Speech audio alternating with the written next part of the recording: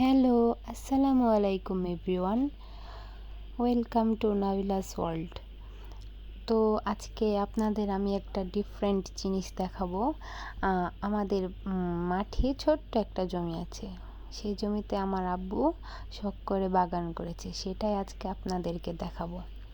তো first of all আমি আপনাদের আমাদের পুরো বাগানটা একটু হালকা পাতলা ঘুরে জুম করে দেখাচ্ছি, কারণ বৃষ্টি হওয়ার কারণে ওখানে নিচু জায়গা তো একটু কাদা জমেছিল।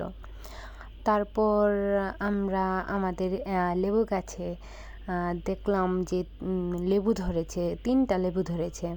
এই যে একটা, আর হলো এই যে এখানে দুটো, এই যে 3টা লেবু ধরেছে।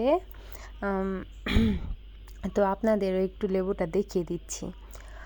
তারপর এখন চলে যাব আমাদের কুমড়ো গাছে। দেখুন কত সুন্দর কিউট একটা কুমড়ো ধরেছে। আমার কাছে অনেক ভাল লাগছিল। আম্মুকে বললাম যে, আম্মু আমার সাথেই ছিল, আম্মুকে বললাম যে এটা কেটে নিও, আমরা ভাজি করে খাবো। তারপর আরেকটা কুমড়ো দেখাবো আপনাদের, দাঁড়ান। এই কুমড়োটা সবার প্রথমে ধরেছিল। এই কুমড়োটা বেশ বড় হয়েছিল।